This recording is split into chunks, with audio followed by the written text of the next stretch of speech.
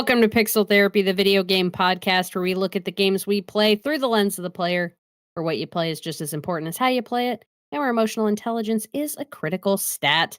I'm your co-host Jamie, pronoun she, her, And I'm your co-host Spencer, pronouns they, them. and this is Pixel Therapy. Let's start, as we always do, with our Patreon shoutouts. This is our special thank you to everyone who's subscribed at our Patreon name in the credits tier. So that's a very big thank you to Genevieve, Lindsay, Pimhatai, CD Mess, Ava, Sammy, and Alexis. Thank you Love all ya. so much for your support. Yes, we really appreciate you all. Remember, if you want to get your name in the credits, you can hop on over to patreon.com/pixeltherapypod, where you can subscribe for free to stay up to date on all things Pixel Therapy, or for as little as $2 a month, you can get access to our Patreon exclusive monthly bonus episodes. In February, our bonus episode was talking about revisiting The Last of Us Part 2 via the remastered release that came out in January, as well as Home Safety Hotline, which is a game that we also streamed back in January. Plus, there's a whole backlog of bonus episodes that you can catch up on at the paid tier that stretch all the way back to the fall of 2020, because we've been doing this Somehow. for a while now. So yeah, if you're interested, I think you get a lot of bang for your buck with that $2 subscription. So go check it out. If you're looking for other ways to support the show, please consider rating and reviewing us on Apple Podcasts. And you can also check out and subscribe to the Pixel Therapy Pod YouTube channel, where you can catch us streaming our Let's Play series Pixel Therapy Plays live on Mondays and Wednesdays at 8 p.m. Eastern Time. We are on a brief streaming hiatus for the month of March due to some work travel, but we will be back in April to continue our God of War Ragnarok Valhalla Let's Play and our weekly spotlight sessions. So be sure to visit youtube.com/@pixeltherapypod. Like, subscribe, and click the bell icon to get notifications every time we go live there. Mhm. And of course, after all that, know that no matter how you choose to engage with us, we appreciate you being here all the same. Yeah. All right, Spencer, it's time to get cozy. Pull up an armchair. Feel free to lie down on the couch. Let's talk about our feelings. How are you? It's a loaded It's question. a really loaded question. We're obviously recording this episode only a week late. Somehow it feels like 10 Yeah. years have Oh passed in my the god, I last know. week. Um, Yeah. but here we are. Um, We've made it. There's been a lot going we've on in made it. both of our lives. Yes, yes. How are you doing Just today?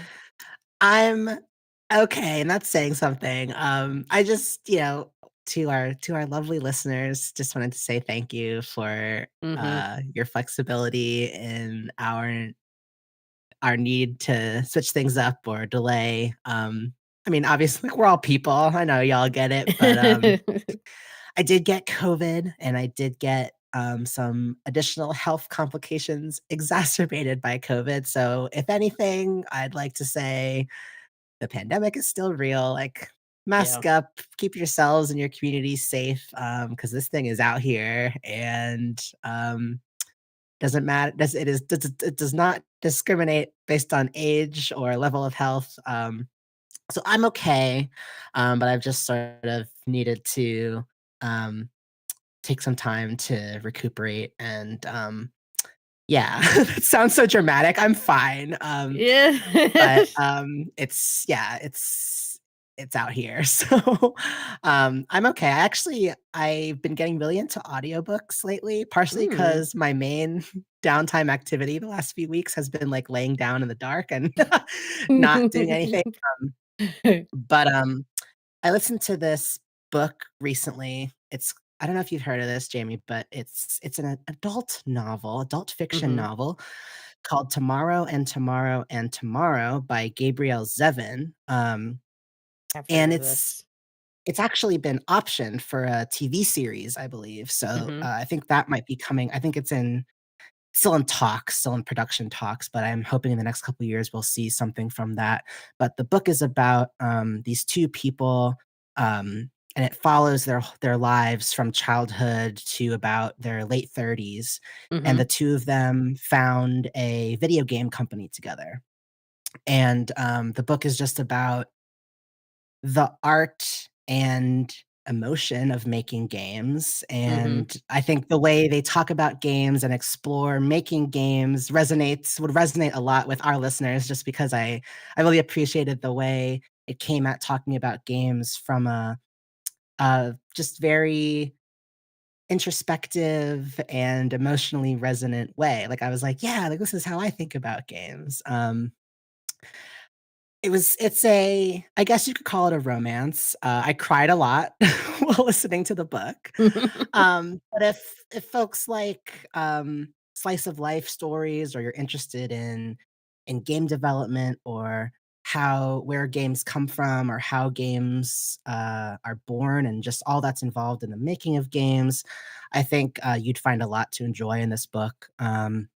I think the audiobook version was like 17 hours. I think the book is around 400 pages, so, um, took me, like, a couple weeks to get through it, but it was really nice. Like, I couldn't think of the last time I had read, fiction, or I guess what might be like a slice of life romance. I can't think of the last time I read one that had to do with video games that wasn't in a, like, Ready Player One, like, very actiony, like, Yeah. games is sci-fi action. Like, it was a lot more grounded Yeah. in very real people, yeah, I think if anything, I could also see it bringing awareness of games to a wider audience, and maybe making people think differently about games who assume that it's only for a certain type of person. Um, so it was a really cool book. There there's a tiny it's not like an overwhelming part of the book, but, I would just say there's this one section where one of the characters is, kind of coming to terms with thinking about their identity as a Jewish person, and there is, mention of the, quote, "creation of Israel." Mm, I know for some people reading the book, they took issue with that framing as, like, mhm. as a thing of 'cause sort Yeah. of not really the book doesn't acknowledge what the quote unquote "creation of Israel" meant for the people currently living Yeah. in the place where Israel is occupying, and so I just wanted to give a brief content warning that there is mention of that. I Yeah. certainly it gave me a bit of pause, and I also completely understand why some people would be turned off by that, Yeah. but it's not, beyond that mention, it's not a central theme of the book, but I just felt like I should mention that, for Yeah. anyone for whom that might be triggering. Yeah. But, other than that, I don't know, it was an interesting way to kind of come at, thinking about games from a non-game perspective. So, yeah, I Cool. read that book. I listened to that book. You're not the first person to recommend that book to me. I think people are Okay. just like, "Oh, you play video games. You should read this book. Have you heard of this book?"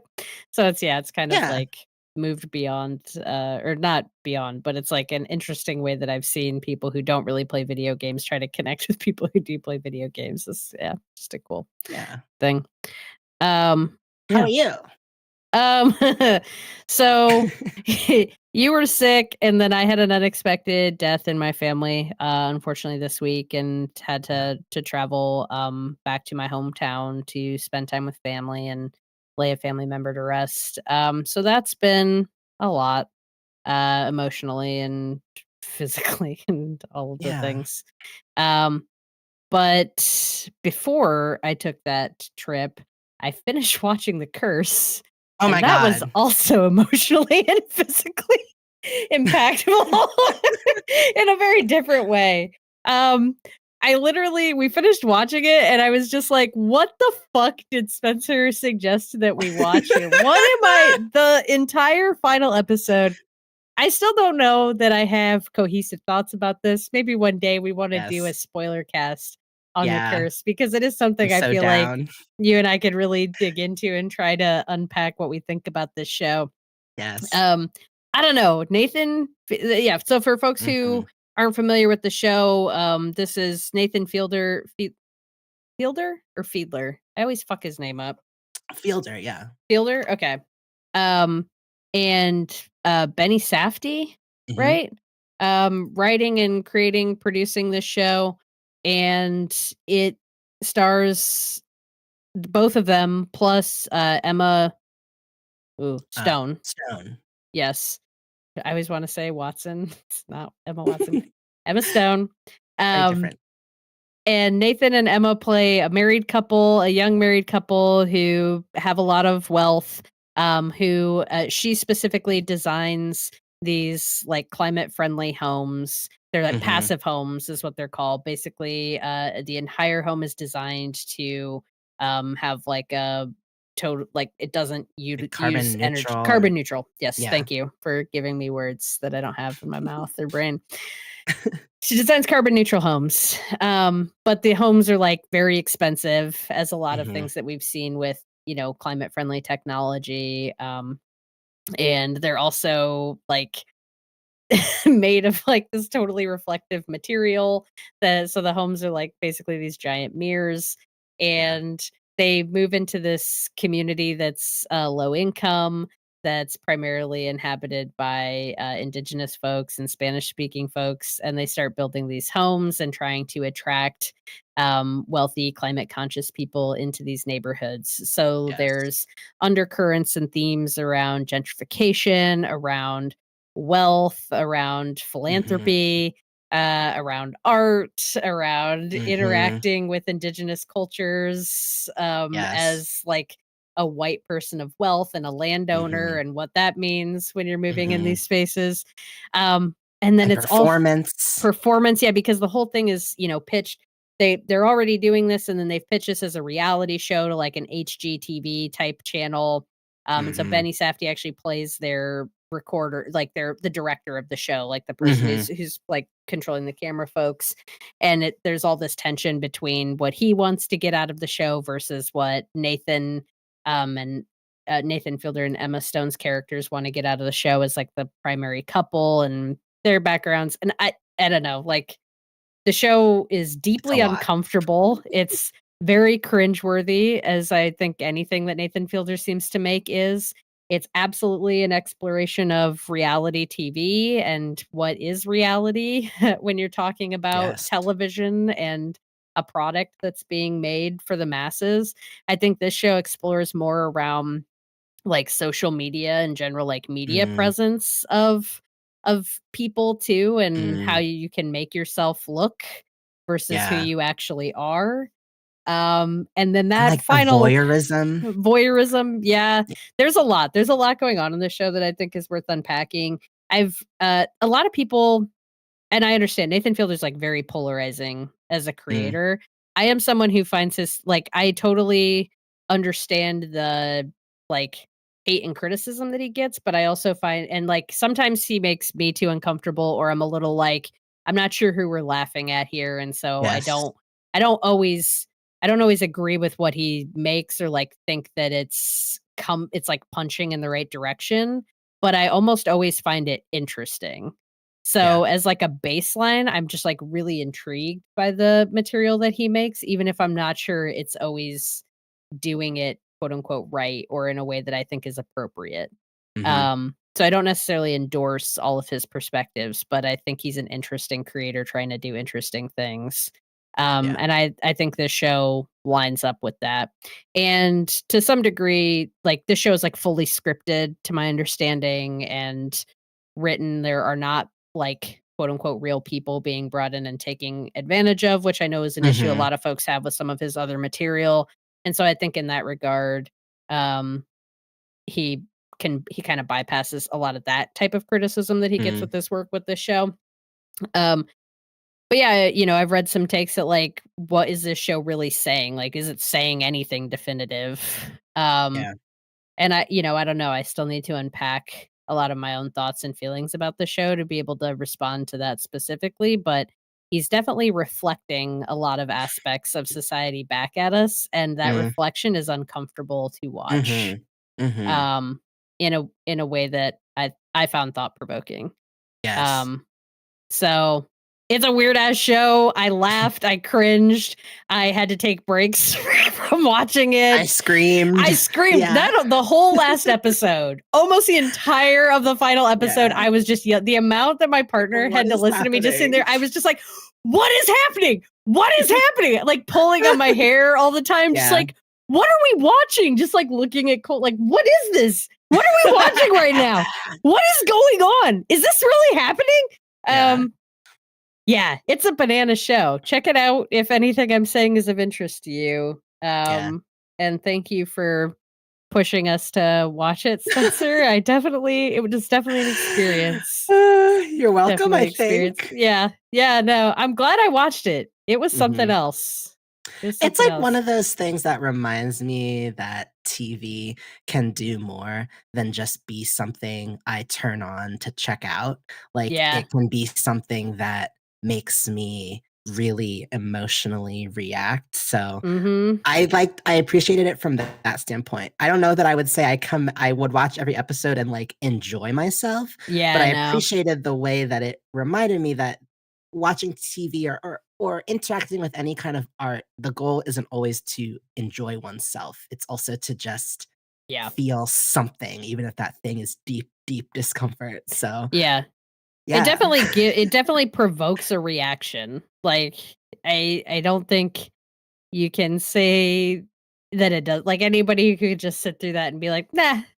Like Yeah. you might walk away hating it. You might think that it's terrible or think that the creators are awful, but you're definitely going to have a response, a visceral one. Yes. Yes. So, yeah, it was interesting. And as an experience, I'm glad that I had it, even if, like you Mhm. say, it was not necessarily enjoyable. Um, but let's talk about something that I think has been a pretty enjoyable experience. Yes. Banishers Ghost of New Eden is the game that we're going to be talking about today. Um, Spencer and I have both been playing this game since it came out in February.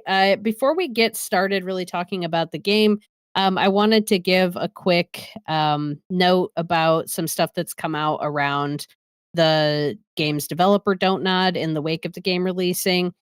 This is from there's a a good piece that breaks kind of the whole situation down on gamesindustry.biz. The piece is called French Union Flags Concerns for Welfare. Well, French Union Flags Concerns for Welfare of Don't Nod Staff by James Batchelor. Um, and I'm just going to read this quick quote from the beginning of the piece. It says French Union STJV has said it is concerned about the welfare of employees at Life is Strange developer Don't Nod, in part due to alleged erratic organization, but also to the studio taking on more projects than it can handle.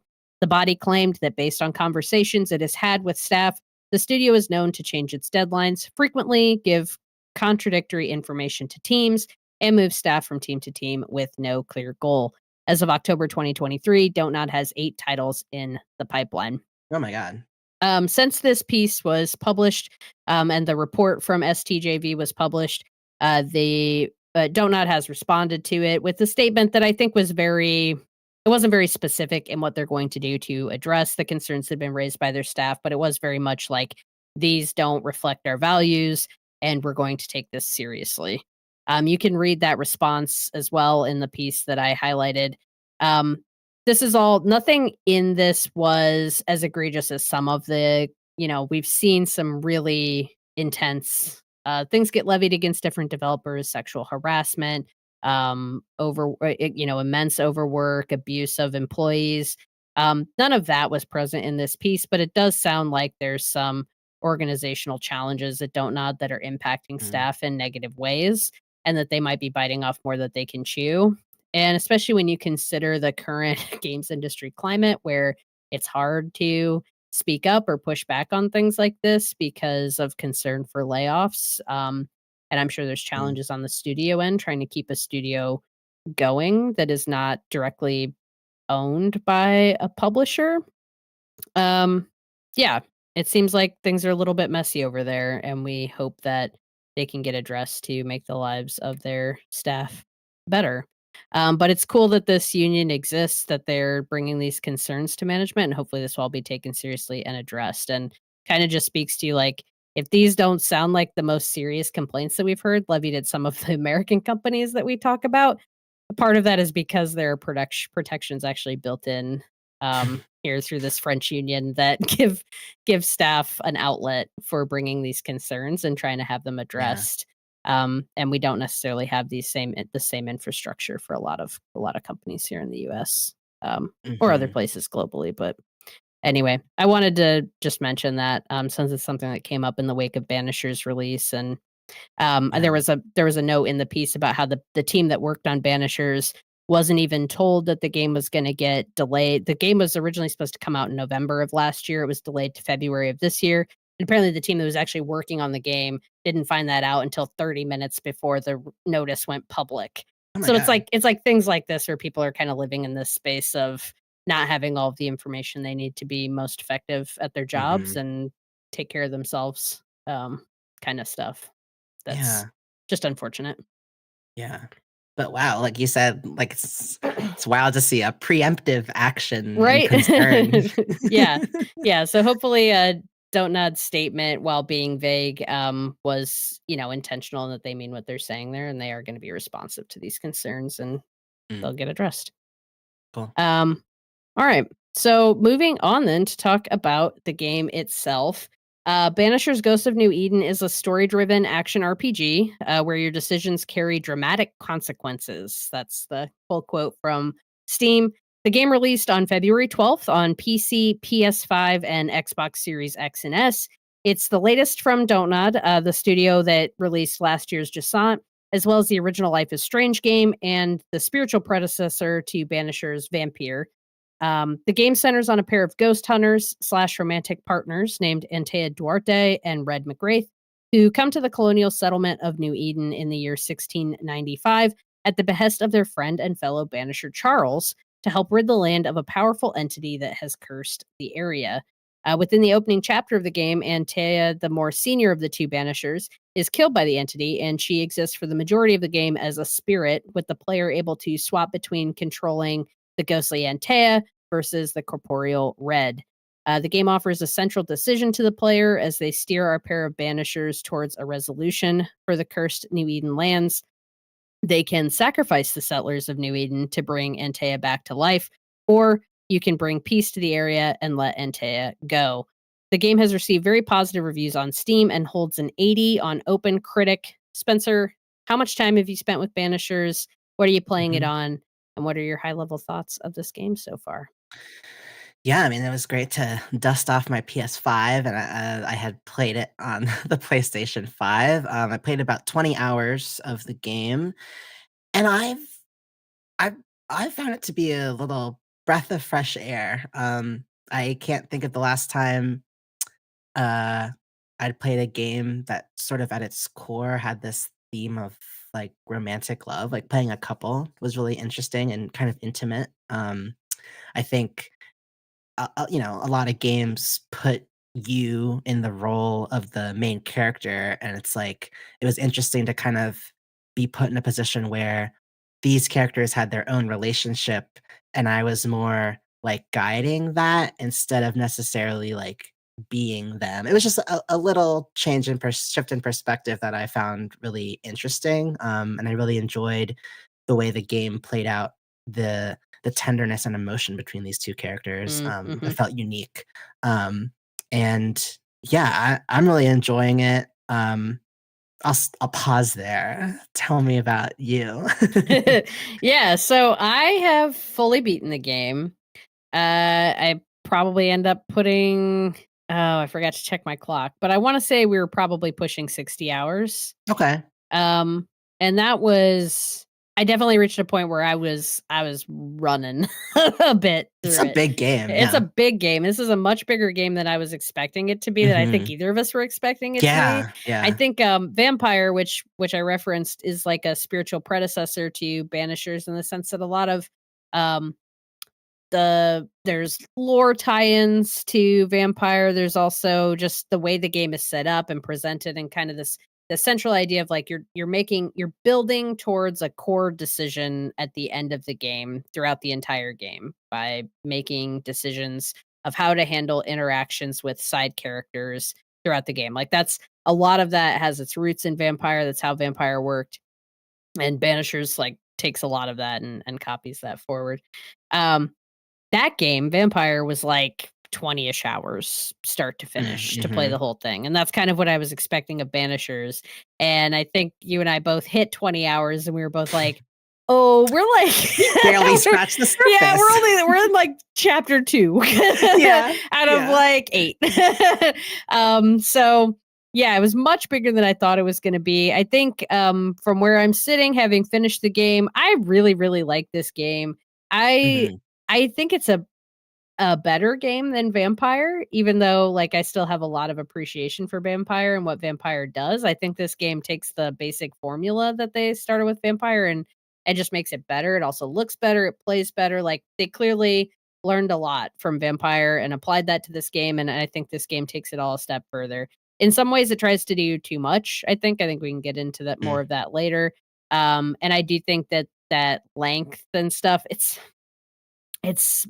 I for me personally, I think it's a bit bloated. I think they could have cut down on some of Mhm. those things. That said, all of the narrative in this game, from side quests through main quests, I thought was like so well written and well done. Yes. I really, when I say bloated, I don't think they needed to cut any of that out. What I think they could have cut out was make the map smaller, Mhm. have less of these side objectives. That there's a lot of combat infused into the game Yes. that I don't know that the game necessarily benefits from. Again, we'll get more into Yes. this later, but that's my high level take. I played it on PlayStation 5 as well.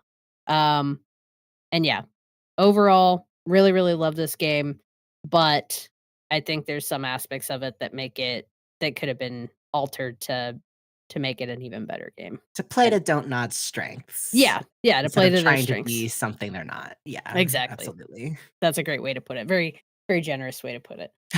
Um, so yeah, let's get into the game a little bit and let's start out talking about the gameplay and combat because that is a big part of what you'll be doing in Banishers Because of New Eden, for better or worse. The game is a third person open world RPG. It takes a lot of inspiration from God of War, actually, and we noticed this pretty early on, especially Yes. with you playing God of War Ragnarok Valhalla Mhm. on the stream. I very quickly was like, like the way the camera is positioned behind your character, the way you move through the world, the way you pick objects up, the way you open up chests, Mhm. the way you slide through crevices, like a lot of it feels and looks like God of War. So much so that I think it was on one of our streams, you actually Googled to see if Yeah. anything had been said about this. And we found this quote from creative director Philip Moreau from Don't Nod in a piece by James Lara written for MP First. Philip said, "We took God of War as the main inspiration, particularly with the game feel and how the camera is close to the character and you can move by strafing. Compared to Vampyr, it's a big improvement." And Mhm.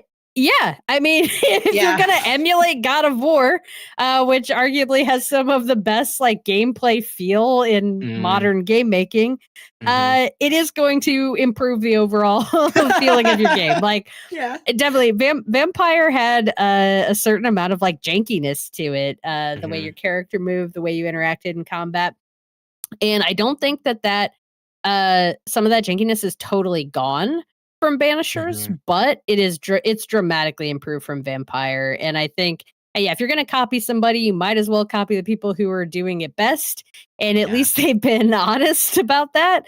Totally. And, like, thematically and stuff, story-wise, there enemy design, there's really no similarities to God of War in any of that, but it is Mhm. funny the minute things that you can spot throughout the game that are like, that Yeah. is so similar to the way Kratos would like move Yes. sideways or the way he would Yes. scale the side of a wall.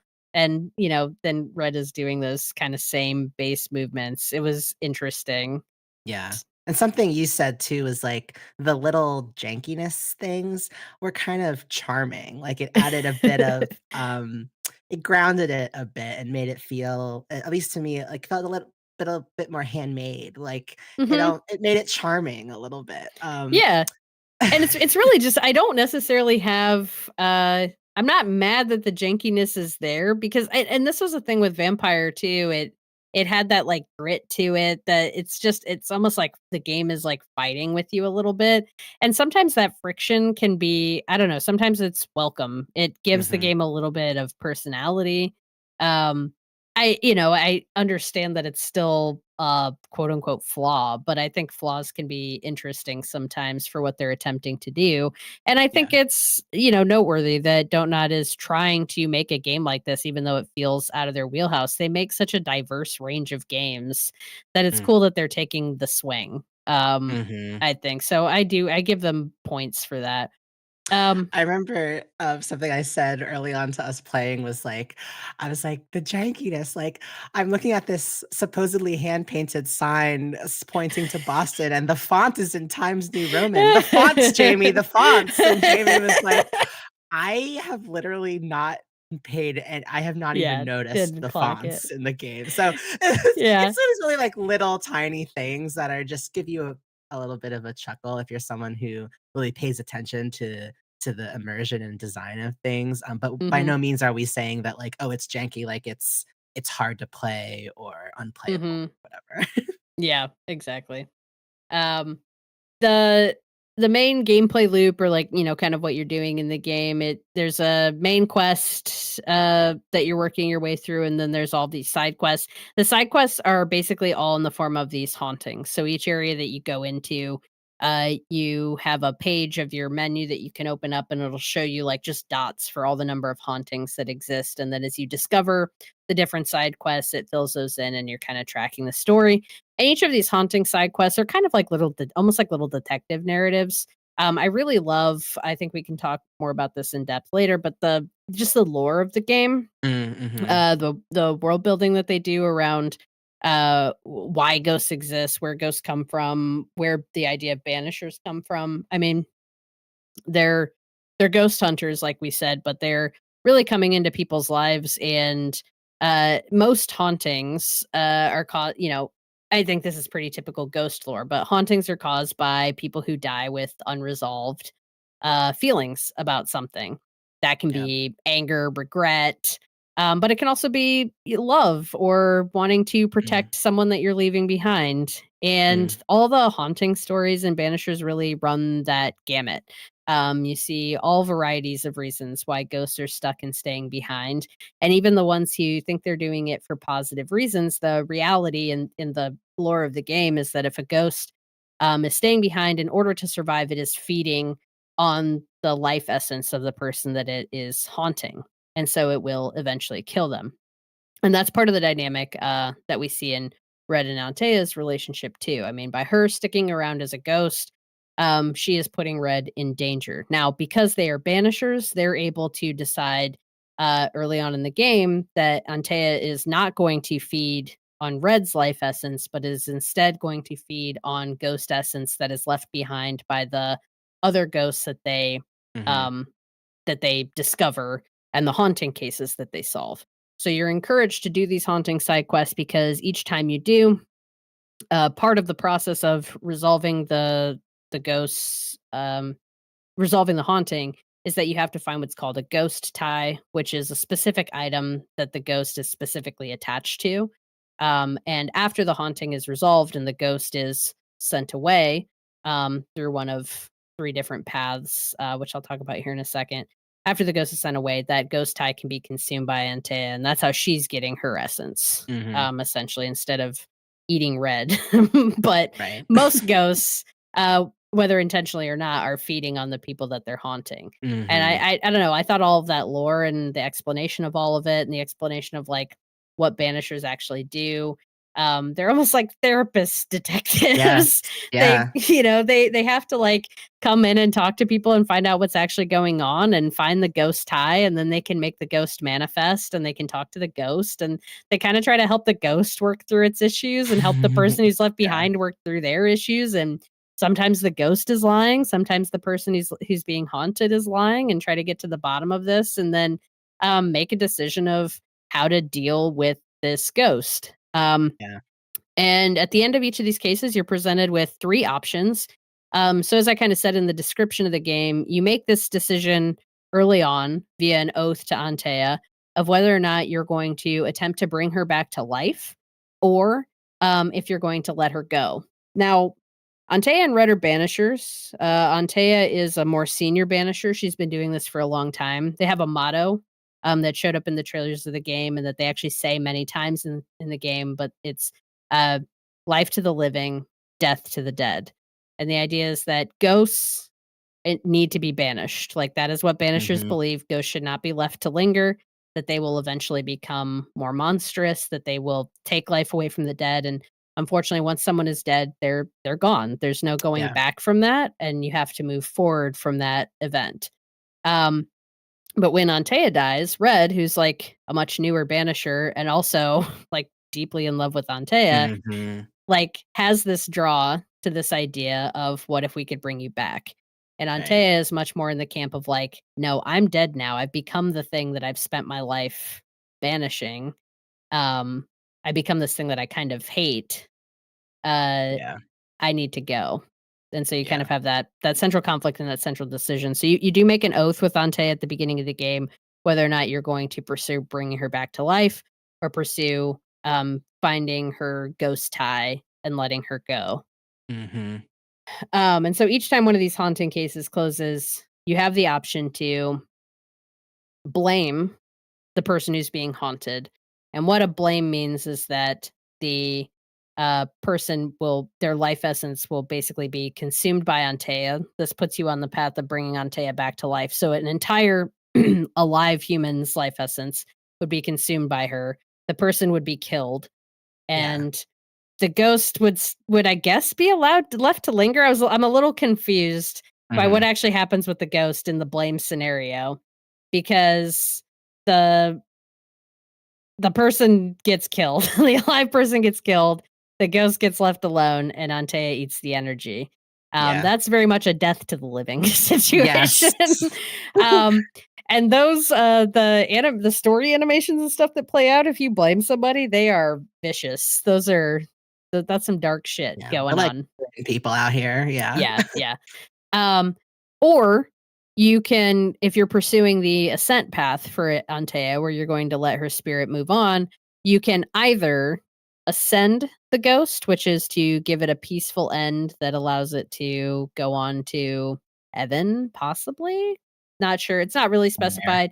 The Banishers don't even know. They're not really sure what they believe in, but the Mhm. ghosts move on to the afterlife and they get some closure. Or you can banish the ghost, which still contributes to Antea's ascent, but it's a more violent end for the ghost. It seems to send the ghost into a part of the afterlife that is less desirable, maybe something more akin to hell. And the ghost does not get closure; they are forcibly sent away and Yes. removed.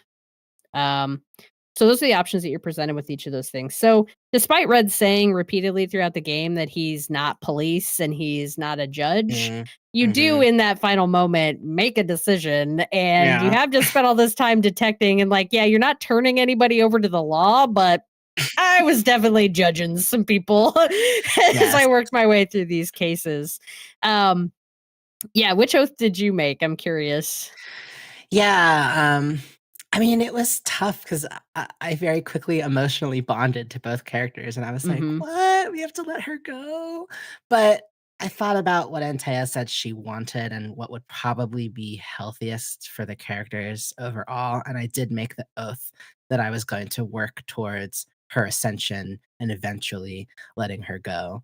Mhm. It's funny because, I was playing the game and a roommate of mine was watching me play, and, they were like, "What? Like, why are you picking Ascend? Like, we should bring her back. Like, look how sad they are." I just thought it was really Yeah. sweet and funny that, like, someone was like, it was really hard to make that choice, and I was like, "Well, you know, if we do bring Antea back, what that means is we're gonna have to, like, murder a bunch of people to get to the point where she can be brought back, and I'm worried that, like, their relationship might not be the same for that, like, they could end up turning into things that they really don't like, and it Mhm. could actually tear them apart or really ruin their relationship, like, what's the point of carrying on if you're, like, shells of the people that you once were? And my Mhm. roommate was like, "Hmm."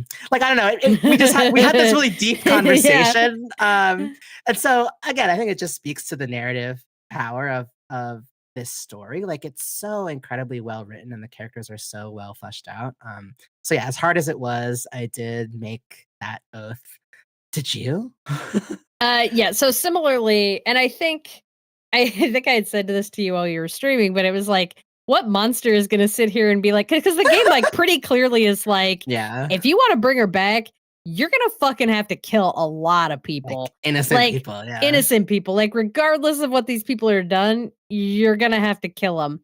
Yeah, And Antea's like, "I don't think I want that," and Red, "That's gonna make yeah. you a different person," and I'm just like, "What monster is sitting here, like, fuck Yeah. all of that. Like, I need Yeah. her back. Like, I can't let her go.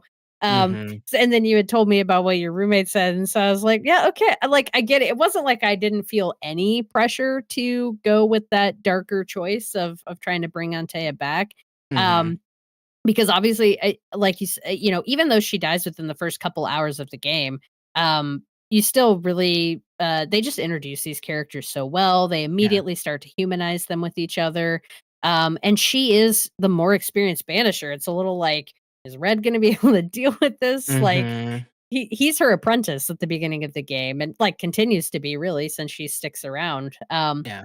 But yeah, you really feel for them and their relationship, and she immediately stands out. It actually took me a little while for Red to kind of grow on me and for me to understand his Yeah. personality more, because he's a bit quieter and he's a bit softer, and that's kind of set up early, is that she's a bit more of a hard ass and is more like the before she dies, the very first banisher case that the two of you are working on, Red is being much more, he wants to talk more to the ghost. He wants to hear more about the Mhm. ghost's feelings, and even though this is a ghost of someone that they had both known, she's like, "No, like ghosts are, we need to banish them. Like ghosts are not good. They are here to feed on and steal life from the living. Like this guy needs to go, even though Yeah. he was someone that we knew and respected when he was alive. He has died. It's time for him to move on."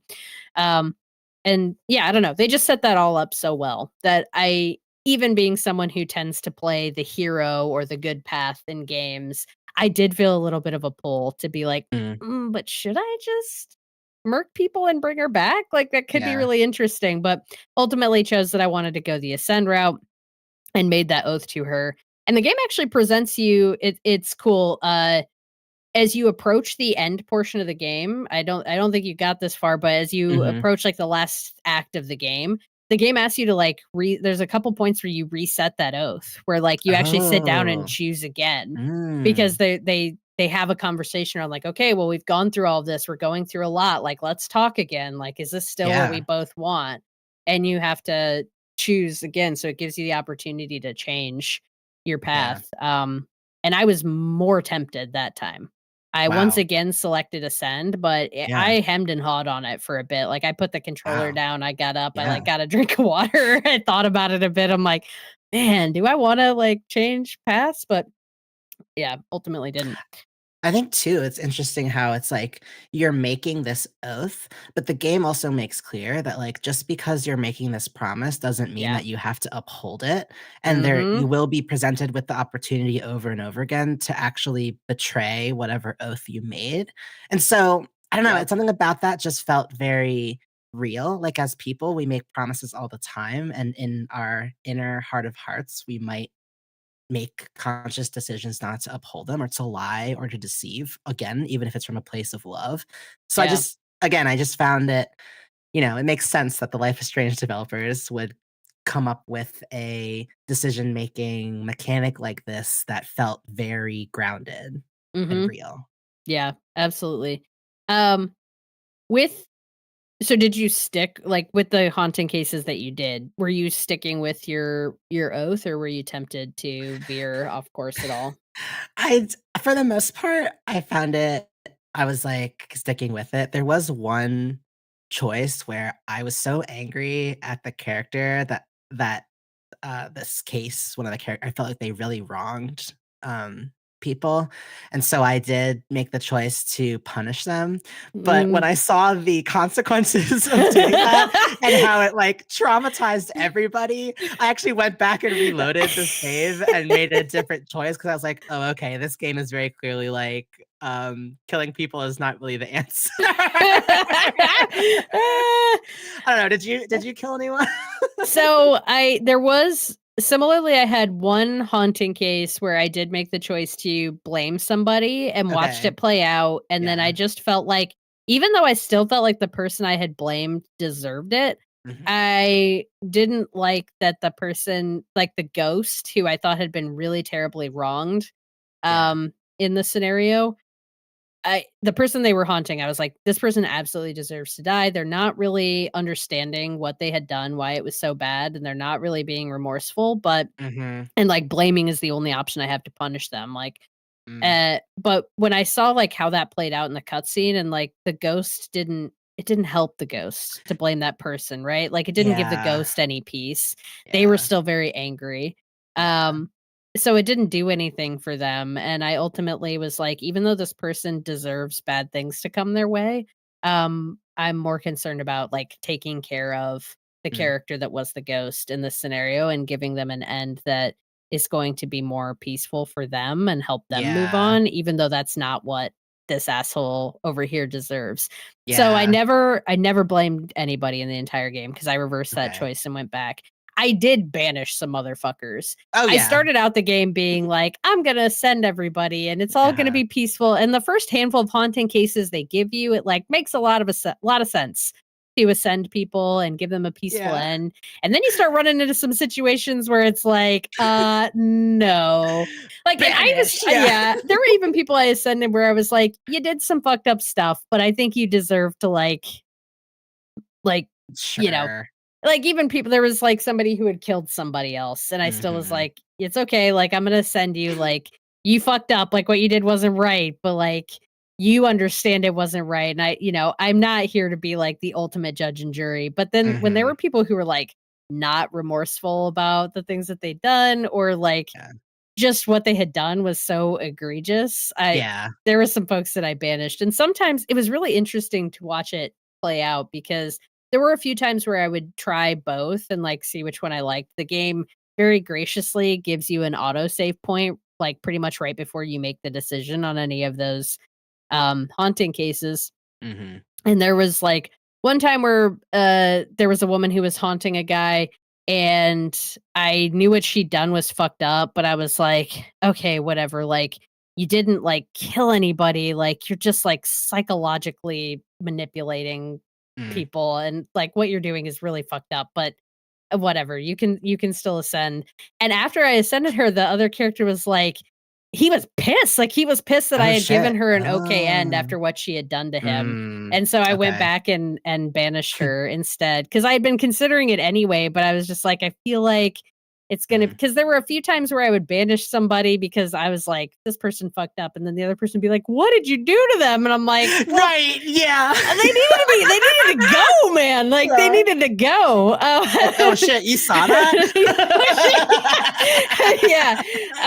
But I don't know. It was really interesting, and I definitely spent a lot of time thinking about it and weighing those options. Yeah. And the game really rewards all of that thought by um so after you complete each haunting mission, after some time passes in the game, you get like a little epilogue quest where you get to see like like just a little Mm. follow-up. It's usually something that's like a little fetch quest or just like a go here, talk to this person, or go buy this thing and bring it back to me. Or go clear some monsters out of this area so that I can go there kind of stuff. Mhm. Like the action that they have you do is usually kind of silly and small. Mhm. But narratively, the payoff again, the narrative payoffs in this game throughout were so good. I made a point of doing all of the haunting side quests and all except for one of the epilogue side quests to each haunting. And the one that I didn't do was tied to the one and only. There are probably 30 or so haunting side quests in this game. There Mhm. was only one that I didn't like, that Okay. I was like, "This is dumb. I hate both Mm. of these characters." And it Mm. wasn't that it was poorly written, I just thought both of the people involved were a piece of shit, and I really didn't care what happened to them. I was Okay. just like, "You guys suck. This whole thing sucks. I had to run Yeah. all over here for this. For what? For you 2? Like, let the ghost eat her. I don't care. Like, these 2 can just get fucked. You're Yeah. both Yeah. miserable." Yeah. But other than that, like, out of all those side quests, there's not a lot of games where I can say I felt narratively fulfilled by, like, 99% of the game's Yeah. narrative content. That was Yeah. that was pretty impressive. Yeah. No, yeah, they all felt like really invested little mysteries, like, I wanted to see them through, and yeah, just similarly to you, it's hard to think of an example of a game where that's consistently true, like, you don't eventually get kinda like, "Okay," like, same like, skip through the dialogue, Yeah, same old, it's like, "No, I wanted to know more about them." yeah. But then the other side of that coin is the combat. The combat takes up Yes. a good amount of time of the game. The map of the game is huge. You're gonna spend Huge. a lot of time running around. It's beautifully designed. Like, the Mhm. game looks really good, especially considering that this is ultimately a double A game. Yeah. But the world design is cool, like, navigating the areas was actually fun, and I kind of enjoyed looking for secrets and stuff. They do cool things Mhm. with, I mentioned earlier you're switching between Red and Antea, and there's things that Antea can see that Red can't see, so you're encouraged to and the game does a really good thing too. A lot of games have these, like, detective mode kinda things where you can see the world through a different lens. And a lot of times when games do stuff like that, I feel like, okay, I just have to play the whole game in detective mode so I find everything. I really would give this game props for making it really clear when there are times that you should switch to Antea versus when you don't need to Yes. be in that. Because Antea's version of the world, well, coolly designed, is different. Like, sounds are really muted when you're on the spirit Mhm. side.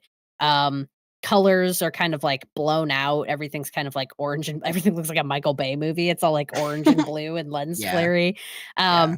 But the game really signals to you very clearly, like, "Oh, this is an area where there's something going on the spirit side, so you should switch to that here and do Yeah. that." And then you don't have to stay in that all the time. So I appreciated that. I Yeah. thought that was all telegraphed really well. And it was fun to, like, be like, "Oh, what's there to find?" That said, the things that you're finding, not really always worth it. You're, Uh, like, picking up one resources. coin. At Yeah. some point, I have, 500 of these fucking mushrooms. I don't need to keep picking these things up. Yeah. Yeah. I'm opening chests and pulling out equipment that I'm ultimately not going to use. I kinda didn't like how so you have no it's an RPG, but you're not when you're putting skill points into a tree of skills, you're not influencing your base stats with Mhm. upgrades, like with upgrades of of your skill points at all. That is all totally reliant on your equipment. I don't know if where you were at in the game you encountered this at all, but the equipment dramatically changes your stats if you switch out a piece of equipment. Yeah. Yeah. Like, I had a piece of armor on that was, like, giving like, red because you're fighting with both Red and Antea, so they have different stats, and they each have their kind of, like, own set of equipment that's supposed to impact them, but I might wanna switch a piece of armor, and this piece of armor makes Red's strength, which is, like, his base attack stat, attack Mhm. damage with his sword. With this piece of armor, it's 39. If I switch to this other piece of armor that's the same level, it's gonna be 9. Like, that Mhm. is dramatic. Right. And so you just have these huge fluctuations, so you're really not if you want to play a certain way, you're really not incentivized to change your gear out at all. If you're, Right. like, building in a certain direction, then you kinda just have to keep upgrading the gear that you have, which makes finding new gear less fun. Yeah, and it's almost like if the combat was designed for you to favor one over the other character, maybe that would make sense, but it Yep. doesn't the balancing doesn't translate because you're forced to use both of them in combat equally because Mhm. hitting enemies as red charges up Antea's spirit bar so that she can attack. So you can't Mhm. like just be Antea or just be red in Yep. battle. Like it's yeah, the balancing of the equipment doesn't translate to how functionally you need to be able to engage with combat, and so similarly, I found that I was just trying to, like, stick to armor pieces and keep upgrading them that worked, and it felt like when I found a new one, I wasn't like, "Oh, yay," I was kinda like, "Ah, shit, like, this actually isn't really gonna work," Yep. so Yeah, I'd be yeah. like, "Oh, I like the bonus power that comes with this piece of armor, but Mhm. realistically, if I switch to this, I'm not gonna be able to do any damage with red." And Yeah. the game is not set up so that you can you really probably need a middle of the road build. Like, you might be able to say, like, "Oh, I'd rather prioritize." I think they could have leaned more into you making choices of rather than Red versus Antea, they both have different things that they can fight with. So Antea can punch, which is okay. She has Yeah. punch, which is her basic attack, or she has these special attacks called manifestations, which are like Mhm. powers that have like a cooldown. And then Red has his sword and he has a gun. So Mhm. you have a stat each for each of the, Antea has a stat that impacts the damage she does with punches and a stat that impacts the damage she does with manifestations. having gear that leans one way or the other on those, which actually influences the way you play, makes sense. Having gear that gives all the power to Antea and none of the power to Red, you literally can't fight with that because Yeah. Antea can't Antea can only fight for a limited amount. Like, you could Yeah. theoretically just use Red. If you just gave him things, I suppose, that were totally super powered him, the game wouldn't Mm, be very fun. He doesn't no. have any special powers. He Mhm. does, there's nothing cool that he can do. He just swings his sword and shoots the gun. The Mhm. game wants to incentivize you switching back and forth between the two, but then it hampers that with these weird gear sets that only dump stats into one or the other and really force you to choose or to like try to cobble a build together that doesn't give you a lot of flexibility in terms of the armor that you select. So Yeah. yeah, the something was off there with the balancing. That said, Mhm. the skill tree I thought was cool. Like I loved things like that they infuse the combat with like perfect switches. Like there's this Yes. idea that like there's different skills you can get where a certain move from Red will tee it up so that if you hit the button to switch to Antea right after doing a certain action, it'll trigger what's called a perfect switch, which triggers this specific type of hit from Antea, which will cut through an enemy who's guarding, and any like immunities or anything that they have are ignored, and does a lot of damage. Those were really cool. They encouraged you to get your timing down right with moves so that you were switching to Antea at just the right moment and landing a cool blow that would do a lot of damage. Why did they only have perfect switches that went from Red to Antea? Oh my There were gosh, I no didn't even perfect notice switches that. in the tree that went from Antea Oh my back to god. Red. So, I don't know, it's just weird decisions like Yeah. that there was cool Yeah. ideas infused into the combat, but Mhm. it doesn't seem like it was fully baked. Yep. Yep. And if you're gonna emulate a game like God of War, like, Right. it just kinda sucked because Yeah. it has the look, but it doesn't there's no depth Right. there. Yeah, and for Um me, I think there was a lot of, like, God of War is very the combat precision is so there, Mhm. like, it's so satisfying to swing the weapon, it's Yes. so when you press that button and your timing is right, you know you're gonna land that parry, and it's gonna be epic. In this game, I did kinda feel at least my impression was, like, I could be timing my parries perfectly, and sometimes it just wouldn't connect, or if I wasn't coming at the enemy from the exact right angle, my hit wouldn't land. And there were waves and waves of enemies, at sometimes, and it just felt a bit frustrating, like, if you're gonna try again, I guess if you're gonna try to emulate, like, God of War, like, I guess this goes back to what I was saying about play to your strengths, like, you don't have no one's coming to a Don't Nod game expecting God of War level combat, like, Mhm. focus on the story, so, yeah, similarly, I just had some frustration there with, like, I didn't trust that even if I knew my timing was right, that things were gonna land the way I wanted them to, and that kinda took me out of the combat a bit and made me dread it sometimes. Yeah. Yep, and then just, a couple more points on there is someone who played through the whole game. The Yeah. enemy variety Mm. really isn't there. They have, like, 4 or 5 different enemy types you might encounter, but really you don't have to switch your strategy up too much to fight them. They're all quite similar. They try to infuse, some interesting dynamics in there in the sense that, Red does more damage to specters, like when they're in their ghostly shapes, and then specters can inhabit a corpse, like reanimate a corpse and fight that way. And so when they're in their corpse form, Antea does more damage to them, and you have to kind of knock the specter out of the corpse, do enough damage to knock the specter out of the corpse, and then Red can finish it off. Um, but that's basically how they all work. Yeah. So there's like 4 different types of specters, but they're all operating under those same principles. Mm. There's ones that are do slightly more they take slightly more damage from rifles. There's ones that are gonna hit harder, and where there's one that dodges better. But it's really all the same idea. You're not dramatically shifting your tactics based on who you're fighting with. And especially as I got further into the game, I found that I didn't even like I played to my build rather than playing to the enemies who I was fighting against. So I was going into every fight and basically approaching it exactly the same way. I'm gonna do this move and Yep. this move and this move, and then that'll queue up Mhm. this so that I can then do this. and I'll do this, and that'll make my gun automatically reload, and then I can shoot, and then I'll just rinse and repeat, and I'll do that same thing as soon as the cooldowns are done. It didn't really Yep. matter who I was fighting. The Yeah. final thing I'll say is, as you get near the end of the game, the enemies are higher level. They are spongy as fuck. And so not only are you encountering enemies every 10 feet and constantly Oh being god. asked to get into fights, Yeah. the enemies live for fucking ever. So I'm just like Oh, hacking away at this fight. yeah. Now, I do say to the game's credit, you can avoid quite a bit of combat if you're not interested in it. They put all of these things on the map. There's these things called void breaches, there's spectral nests. And these are all things where you go there and you engage with it, and it's going to turn into a big fight that goes on forever. And if you don't want to do that stuff, I would say like 85% of it you can avoid.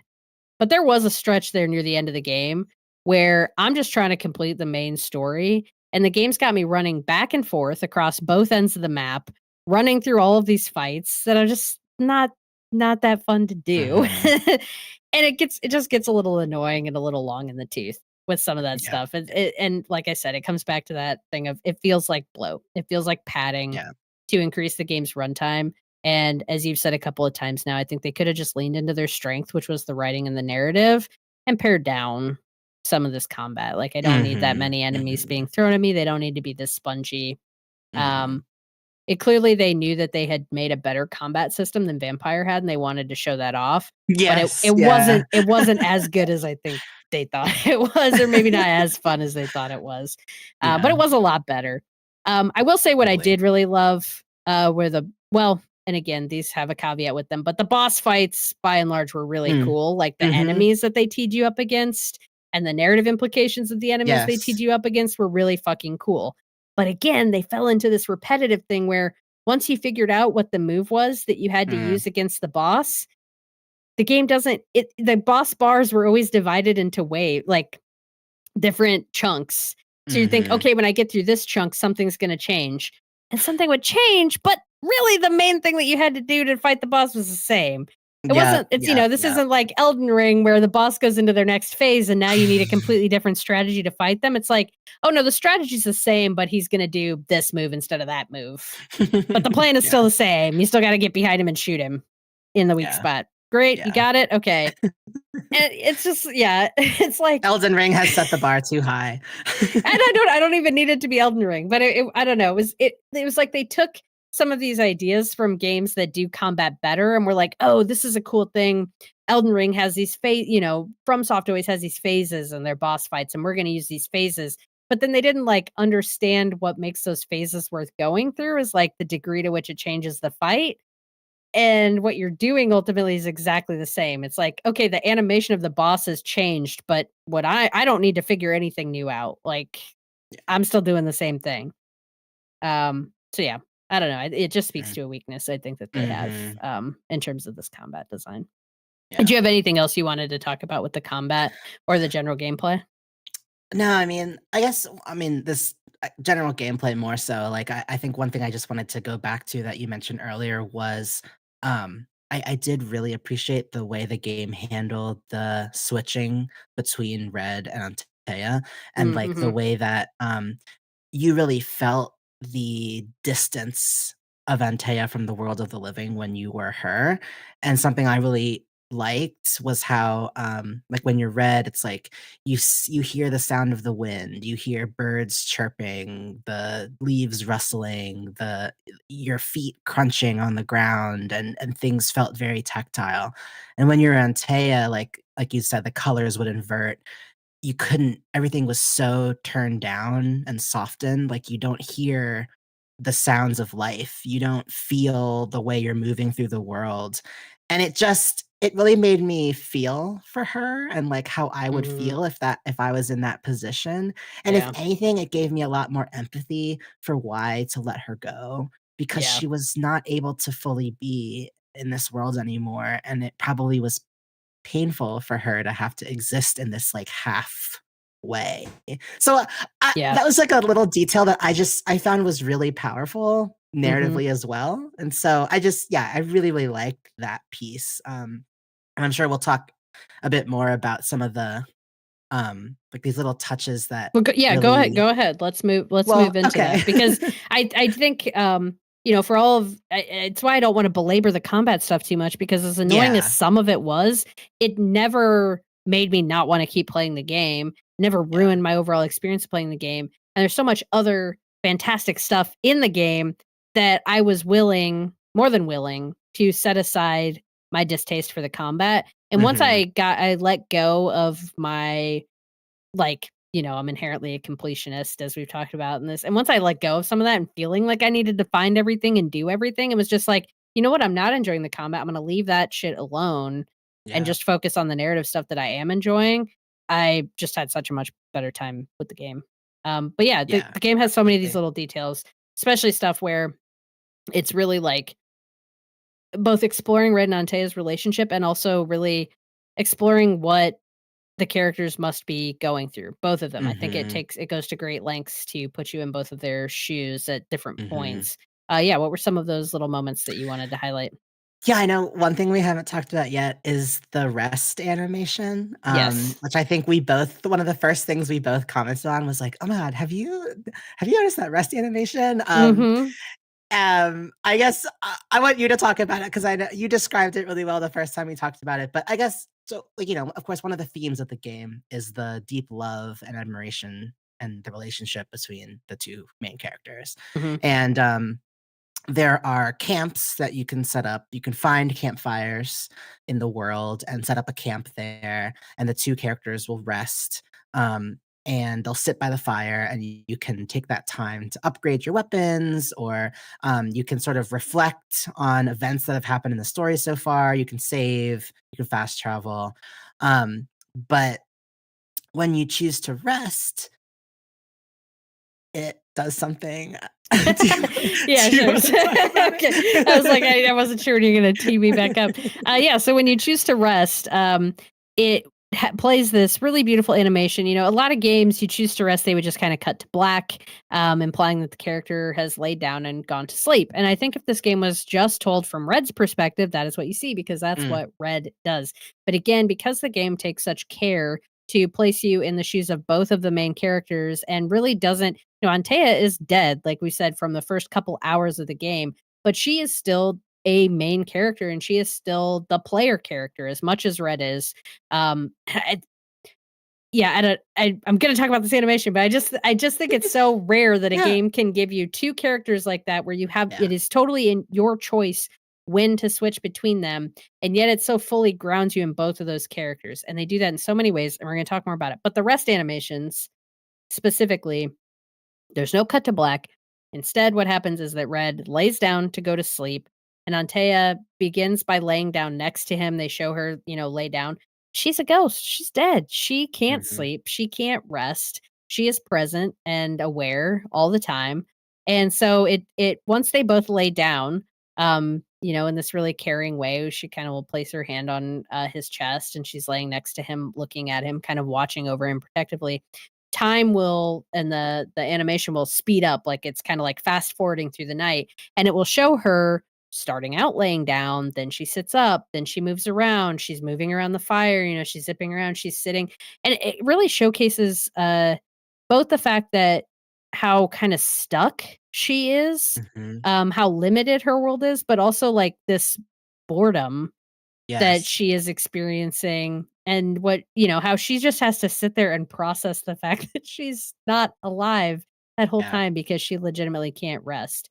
And there's moments in the game where they'll have conversations about, as a ghost she's experiencing, she feels hungry, she feels not fully there, she feels like she's not sated, she is like held on by her, unresolved feelings around things that I don't wanna spoil anything, but as you approach the end of the game, her and Red finally kinda talk about why did Antea come back, like, what kept her here, what are her Mm, unresolved emotions, and I really, it was super narratively fulfilling, like, what they give them to talk about, what the complexities that they give her, and that even though these are 2 characters who really love each other, they feel incredibly real because they're flawed, and there's moments of the game where they fight with each other, where they bicker. There's a point in the game where she leaves Red behind alone, and Red wakes up from the fireplace and she's gone. You watch the animation and you see her leave in the animation. He Mm, wakes up and she's gone, and him just calling for her and her not being there. All that stuff hits so fucking well. Another choice that they do to really ground you in both characters is that when you're in dialogue and both of them are present, um, you are it alternates between who you're making dialogue decisions for. You don't make mm, every dialogue decision for both Antea and Red, but when you're being presented with a dialogue decision, there'll be the character's name of whose dialogue you're choosing in that moment, and it really switches you back and forth between them pretty regularly, to the point where I feel like I'm infusing both characters with who I want mm. them to be. And I thought that was really well handled too. It's not like I had to make every single choice in every conversation, but there are scenes where they're like, okay, you're playing this portion of it from her perspective, but then we're going to switch you really seamlessly over to Red's perspective, and Yeah, I'm kind of feeling both sides of this conversation, and it was really empathy building. Like, I really felt for both of the characters and understood both of their perspectives. yeah, What absolutely. other stuff stood out to you? So this is like what, like mid 1600s, Yeah. New England Yes. colonies. And so Yes. when you first arrive, at first I was a little like, because as banishers, the idea is that in order to understand the spiritual world and help spirits move on. These banishers know certain rituals, like they might use herbs and summoning circles, or they might use invoke prayer. The feeling I got is that they drew from a lot of different spiritualities to kind of inform their practice Mhm. as these kind of mediums slash detectives slash ghost hunters. Slash Um, therapist. Slash therapist. And I guess when you first land, you're in this like Puritan colonial town. And Uh-huh. so like half of the books you picked up will be like, oh, this is a King James Bible. And like sometimes you'd read books and it would be like Psalm like 33. Like it's like Yeah. all these like biblical passages. And I remember the first couple hours of the game, I was like, is this game like trying to convert me to Catholicism? And Definitely so not. like I was, yeah, definitely not. But it was just making me laugh how many times I'd pick up a book and it's like, this is a King James Bible. And I was like, okay, like, There leave me is alone. actually, I don't think this is a spoiler to say, there's a side Yeah. quest that you can eventually pick up where you can go around and collect those Bibles and bring them to Oh a oh character. my okay. And Yeah. actually, when you hand the Bibles over, Red has like a line of dialogue where he's basically like, well, as like an unwashed heathen, I don't think I should be carrying these or something like that. Yeah. Great. Love that that's Yeah. acknowledged. Yeah. And so like I think that was just some of the things where something that made me laugh, or not laugh, just it was a combination of laughing and also being like, okay. But there it's these settlements of white folks coming over from England and Mhm. establishing settlements in New England. And there's a marked lack of indigenous presence, Yeah. which I was kind of like, okay, where are all the indigenous folks? Because this is their story too, because they lived here. Mhm. um, and the game kind of makes this comment at one point where it's like, oh, indigenous folks, because this is their land and all of these ghostly problems and haunting started happening when the settlers arrived, like they all knew that it was a good idea to clear out of here. And this is like a white people's problem because we brought this on ourselves. Yeah. And I was kind of like, okay, like I still kind of feel like if we're going to talk about faith and spiritual implications from a like Catholic or Puritan perspective, I don't see Mhm. a reason why there wouldn't be, especially because we're invoking themes of like witchery or connection with nature or Mhm. understanding the relationship between the land and our responsibility as stewards of it. Like there were some light thematic elements around that. It felt a little bit like a missed opportunity to completely leave indigenous Native American perspectives out of Yeah. it. And I can only think of like one Native American character who was present in the story and she was someone who was like present in a settlement as like a map maker and someone who understood the land and was like using that knowledge as a way to like make money and like support herself, which is totally valid. And also kind of like, okay, so there's enough awareness to kind of create this one character. Like I would have liked to see that explored a bit more, especially Mhm. because our main character, Antea, is a Black woman, and a lot of her lived experience and history is an important part of her character.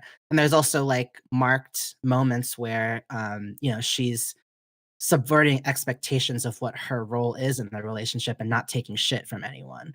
Mhm. And so it's like, I felt like they were in some areas making progress towards acknowledging diversity and the fact that even if a story is set in the 1600s, it doesn't mean that it's but just because it's set during like quote unquote colonial US times, it doesn't mean that it's a totally one perspective story. And at the same time, I guess I felt like they could have gone further. Yeah. Yeah. Um, and it was just it felt like a little bit of a cop out for them to be like, "Oh, like, all the indigenous people left because they're smarter than that and wouldn't wanna stick around in this cursed ass place." And it was like, "Okay." Yeah. Like, Yeah, I that's wanna read convenient. the game opens actually with a content warning screen that Mm, I think is worth sharing because I thought it was really interesting and well written, and it also makes me wanna come at them a little harder for what I thought was there was some lacking representation in the game, but anyway, so this content warning that appears, that actually I really like this content warning, like, I like the mhm, way it's written. It says, "Banishers is set in a place and era known for their proverbial intolerance. Some situations of abuse depicted throughout the game tie into the oppression experienced by visible and invisible minorities during these times. While suggested by historical events, this game is a work of fiction, and liberties have been taken for dramatization purposes. Player discretion is advised. Stay safe and play with care." The Banishers team. So, I mean, this certainly speaks to an awareness and an intentionality behind what they were doing. And while I agree with you, like on the one hand, I'm chuckling and like think it's a good explanation for why the indigenous folks aren't in this area. That they're like, yeah, mhm, there's y'all have like poisoned this mhm, area, and if like the spirits are pissed, and we're getting it, we're not going to fuck around and stay here and deal with this problem that you've created. Um, it's hard not to see it as a little bit of an excuse not to have a stronger indigenous presence in the game. And I mhm, still think that, we're talking about one settlement that's been displaced. So there's like different groups of settlers in 3 or 4 different areas that you visit in the game. And in the entire game, there are 2 additional Black characters, and there is the one indigenous character that you mhm. reference, and every other character that you encounter is white. And as much as that would have been, like, the primary settlement makeup, it just seems weird that there's no other people in the area, and it feels like it was a little bit of an excuse to just Mhm, that wasn't the game they were making. Fair, doesn't have to mhm. be, but I feel like we could have infused just a few Yeah. more characters Like, into if we're this game. taking creative liberties, let's be creative. Yeah, Like let's be creative, and I think where that it maybe bothers me the most is, yeah, with the witches. We're mhm, offered 2 characters who are witches in the game, and they are both white women, mhm. and, yeah, I don't know, it seems like we could have maybe gone a different direction with the story, especially considering the limitation the fact that they are fictionalizing it and recognizing that. But for what we are given, it's all really well handled. Yes, I thought in agreed. my perspective, and um, the stories that center around those characters, there's a side quest tied to all 3 of those characters that I referenced, and I think they're really interesting side quests that deal with some really uh, I don't wanna go into great detail because I think the narrative is really important in this game. I don't wanna spoil any of that, but all 3 of those side quests were really powerful, and they definitely, I think, did, a decent job of showcasing both the oppression that people who weren't white were experiencing in that time, and looking at it, it's 3 really different lenses, Mhm, with the indigenous woman, and then, you encounter a Black man who is an ex-slave, and you encounter a Black woman. who was not enslaved, but who was just facing a lot of discrimination. And then you have Mm, Antea's perspective as an immigrant or not an immigrant, but they're visiting she's from Cuba.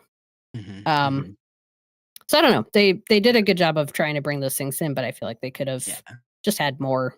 You know, like I said, yeah. there's 30 odd Right, side quests, and right, we get right. we get 3 that are addressing these topics. That Yeah, said, a huge theme of the game is inclusion. I was actually surprised yeah, by how much LGBTQ representation exists in the game. yeah.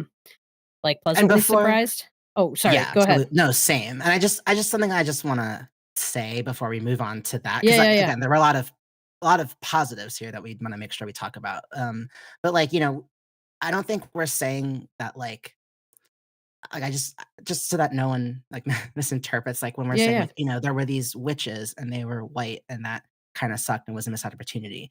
I don't think we're at all saying that, like, "Oh, like, they should have been people of color or indigenous," because what we're Yeah. saying is there should have been more of these characters present in general so that there's no any 1 or 2 characters who have to stand for all of the diversity present in that lived experience. Like, there shouldn't have to Yeah. be 1 character representing all of that group. Like, there should be characters mixed into the whole narrative, Mhm. and those characters should allowed to be many different things. And Yes. so, like, that's what I would have loved to see, not just like one like mystical character representing a certain underrepresented background. Like, there should just be Yes. more of that throughout.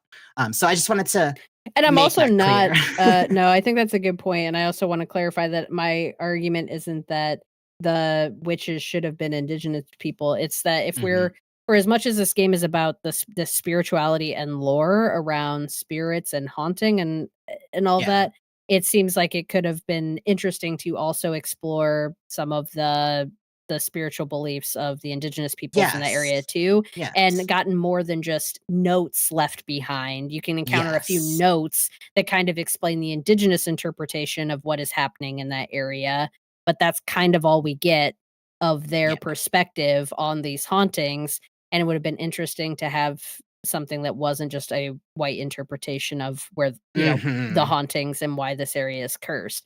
Especially because the Mhm. game is a little unclear about whether or not this area was cursed, like, when that curse started exactly. Like, it kinda seems like it ties back to the the main entity, the nightmare that is what it's eventually called, Mhm. that is occurring in the area that ties back kind of this one person and this, like, inciting event that created this situation.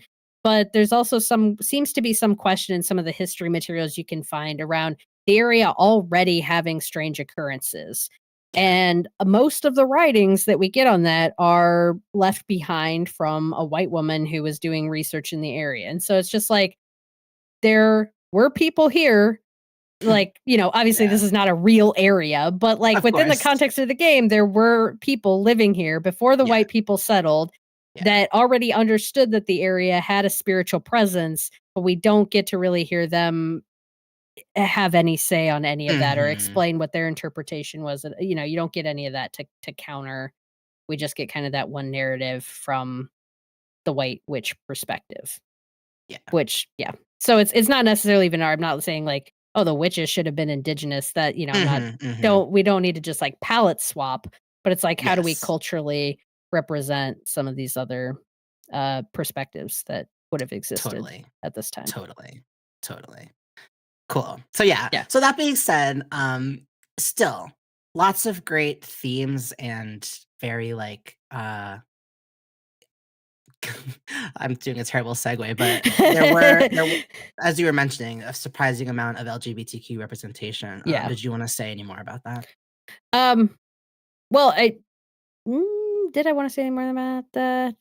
I don't think so. I think I was just noting it that Yeah. that did surprise me that that is something that we saw a lot of different, flavors of Mhm. that is maybe how I'll put it, and there were efforts made to basically all of you had when we were streaming, you had made the point that like, oh yeah, there's been a couple LGBTQ relationships, like queer relationships presented in the game, but the characters are dead.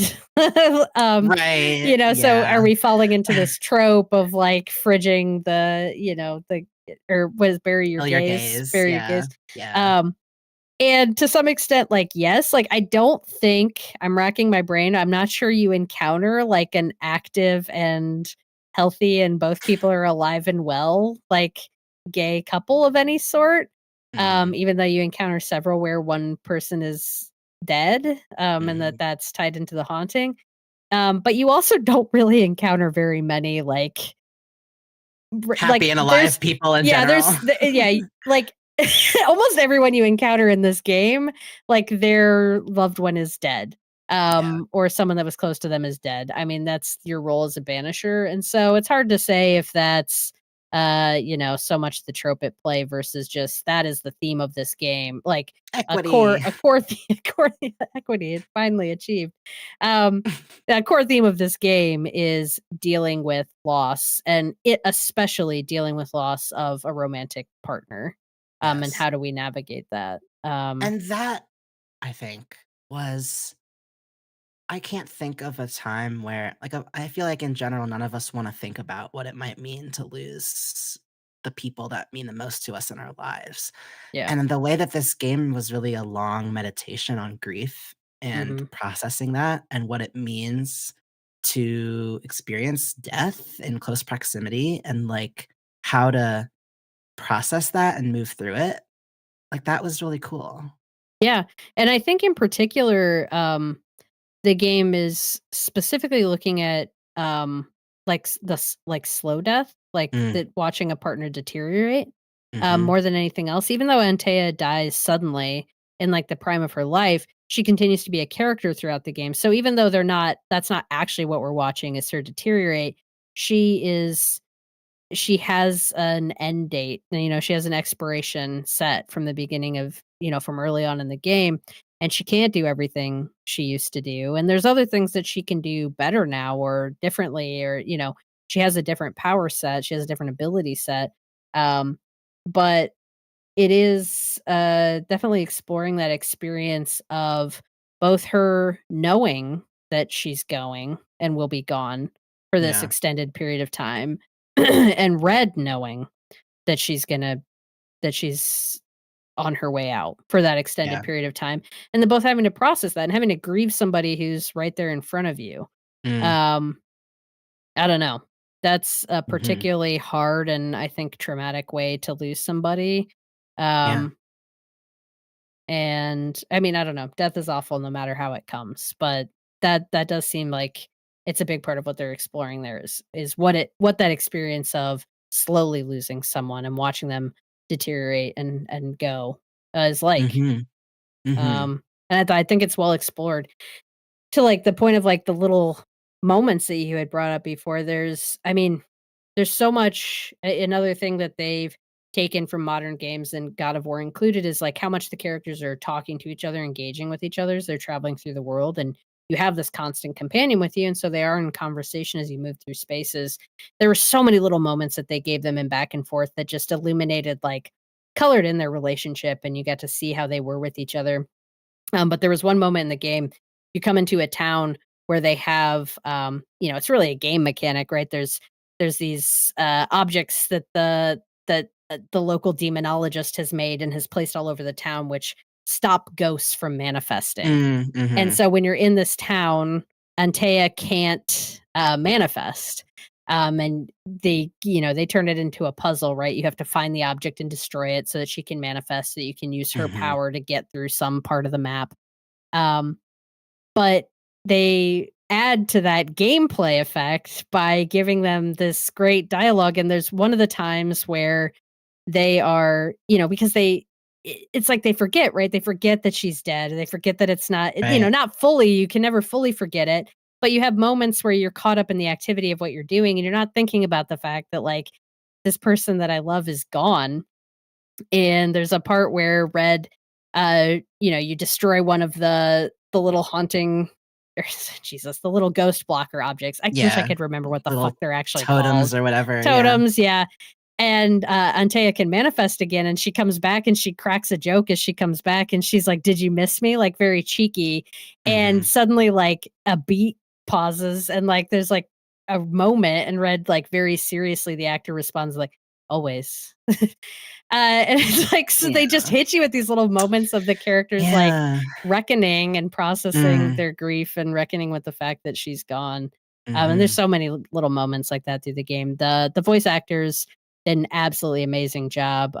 We've got Amaka Okafor as Antea Duarte and Russ Bain as Red McWraith. And Russ, we didn't mention it yet, but has a lovely Scottish accent that I could just Yes. listen to forever. Both of them are Yeah, awesome, they're yeah. both great, and the dialogue was so great. There's just so many lovely little moments between the two of them that are absolutely beautiful. Yeah. Um, I know you haven't finished the game yet, Mhm. but as you're, you know, working your way through it, you've made your decision that you're going to ascend Antea. Do you, as you've played through some of the haunting cases and stuff, do you have any regret? Like, would you go back and play it differently or start it differently or anything like that Right. yet? Or I don't know if any of that you've thought about any of that based on where you're at in the game. Yeah, I mean, no, I have no regrets. I think the most important thing I can think of doing for someone who's passed is honoring their Hmm. wishes and Yeah. knowing how much she wants to move on and also seeing how difficult it is for her to continue persisting on this plane. Like, of course, I want her to rest, and I want her to have what she needs and wants, and, um, so, yeah, I have no regrets, and I intend to keep that oath, because I think that would be the best thing I could do as a partner. I mean, as someone who finished it, how I know there's 5 endings, so, like, did you feel satisfied with your ending? I was satisfied with my ending. I went full ascent and I thought it was really beautiful. I cried a bit, Aw, as we approach the end of the game. It's definitely very emotional. When you finally get to that moment where she leaves and all just again all the conversations that lead up to that. I don't want to spoil anything, but just the truth and the humanity that they bring into those characters and how they both feel about what's happening and how they navigate with that with each other feels really just true to life and yeah. beautiful. But um having finished the game now, seeing what caused the nightmare and knowing what I know about a lot of the people that we went through and helped in the game, well, I Yeah. don't have regrets necessarily. I feel like I wouldn't have as much trouble blaming these Mm, assholes on a mhm. second playthrough. And I don't know, eh, the game goes to a lot of trouble to humanize a lot of these fucking white settlers and then Mhm, turn around and show you some of the shit they did that caused the predicament that they're in. mhm, And I don't know how to feel about some of that. mm, Because I definitely think a lot of these people did some things that are pretty unforgivable. mm, Um, and yet before we learn that information, we're given a lot of time to really see these what in any other space might be villains with a wow, lot of yeah, humanity yeah, and care and helping them resolve their own hauntings and their own emotions and working them through all of this therapy. And then you see what the fuck they've done to cause the larger issues that are happening in New Eden. And mm, a lot of them did some pretty bad, fucked up shit. Um, mhm, to say it bluntly. And so it's like the game, to get the quote unquote good ending, you're keeping a lot of these people in power. You're um, mm, letting them live. yeah, You're not disclosing their secrets to the community sometimes. You're choosing to let things play out without that or let the community make its own decision. And while on the one hand, like I get why Red would do that. He's not a member of this community. He's coming in with a job to do, and it's not like he's continuing to hide anything for them, but he's not ultimately making the choice to remove a person in power who has done something pretty fucked up. And then the community, when you come back later, the community does make a decision to change or like strip power from somebody, or in some cases leave power with people who don't deserve it. Mm, And I don't know. I don't know. I don't know if the game is judging some of those characters as harshly as it could be, or maybe mm, giving you too much space to be empathetic for their overall situation, and mhm. not damning them to the degree that it could be. And so I feel like Yeah. if I went back for a second playthrough, which I don't intend to do, but if I did, I would feel a lot less bad about straight up murdering some of these people, Doing an and evil letting, run? yeah, Yeah. letting these societies fall into disrepair, because these people did not look out for each other. Yeah. They made some really bad decisions, some really harmful decisions, Mm, and threw members of their community, um, under the bus, mm, let them die terrible deaths, and they mhm. maybe don't deserve, to have all their shit worked out and get some ghost therapy and feel Right. better about where they go from here. They maybe don't deserve that. Yeah, yeah, yeah. Yeah. So then, with all that said, do you think people should check out Banishers: Ghosts of I do think Oblivion? people should check out this game. I think it's a really good game. I think it's a game that ultimately, for better or worse, encourages empathy and understanding, and wants you to think about how to process grief and emotion and what people Mhm, go through when they lose someone close to them, and also asks like, what might that experience be for the person who's already dead? Although I think, as someone who doesn't necessarily believe in an afterlife, mhm, I think, as a metaphor for what people who are dying or who have been wronged are going through, like what maybe you don't want to be considered a victim, but what somebody who has been harmed is experiencing. Um, I lost my train of thought there, but I think the game is really asking you to think about both sides of mhm. things in a way that I think is mostly works and is mostly productive. I wanted to share this, before we wrap up, this Yeah. letter that I found in the game that is, like from like a Banisher, um, like book or whatever. It's like one of their pieces of writing that they follow, and it's called "On the Nature of Specters." And Mm, specters are the term that they use for, um, ghosts that have kind of lost their memories. So specters, most of the enemies you fight in the game are specters, where they just kind of look like a skeleton and they're yeah, all yeah. ghostly. They've lost their like face, they've lost their name, they don't speak anymore. It's, if a ghost is around for too long and it kind of loses its attachment to humanity, but it still exists as an entity, it's more monstrous, right? Um, and you can find this write up uh, in the game explaining what specters are for banishers, and says this: a specter is rarely content. Anger spurs it, vengeance, jealousy, hatred, retribution. It no longer knows who wronged it, and nor does it care. Craving the warmth of the living, its hunger cannot be sated, and its thirst cannot be quenched. Complex and contradictory, always hungry, but yet still capable of love and fear, of shame and anger, of joy and pain, ghosts linger. A specter, its personality lost, has forgotten why. I do not tell you to love them. I do not ask you to forgive them. They pose a danger to the living, a danger against which only we witches can protect. Oh, sorry, this was from a witch writing. But where the specter has forgotten that once it was alive, we should not. A specter is not inhuman, it is a human tragedy. It has suffered a Mm, fate worse than death. From such a fate, a witch must protect the living.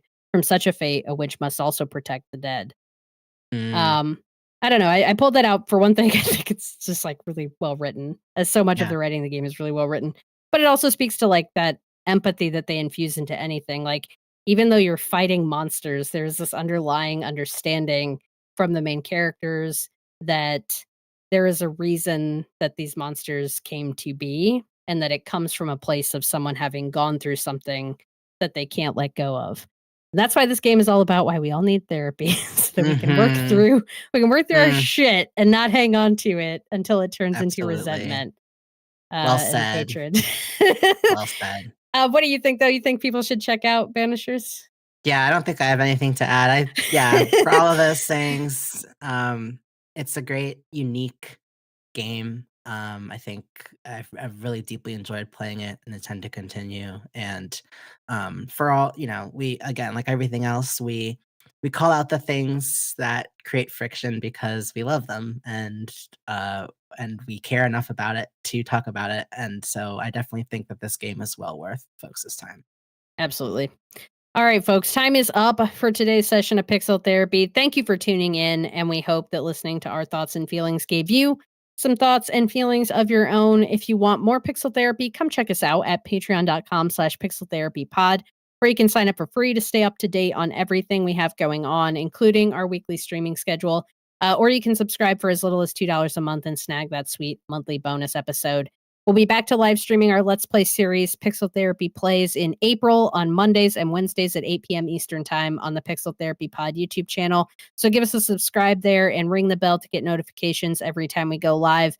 And of course, you can also support the show by rating and reviewing us on Apple Podcasts and following us on Twitter at Pixel Therapy Pod. That stuff is just as important, and we appreciate it just as much. Finally, since we like to put our money and our energy where our mouth is, we end every episode with a recommended side quest. This week, wanted to talk to you all about Operation Olive Branch. You can find them at tinyurl.com/OP Olive Branch. And they are a grassroots collective effort to amplify Palestinian voices and their GoFundMes. It's a great way to directly impact the lives of folks who are needing support in immigrating out of Gaza or just accessing medical needs, food, things like that. So you can visit the link tinyurl.com/OP Olive Branch to learn more, or visit their Instagram page, which is at Operation Olive Branch. Thank you for that side quest, Spencer. That is our show for today, folks. So go forth, run a story mission, level up some stats, and don't forget to hug an NPC every now and then. We'll be back soon with some more Pixel Therapy. Bye-bye.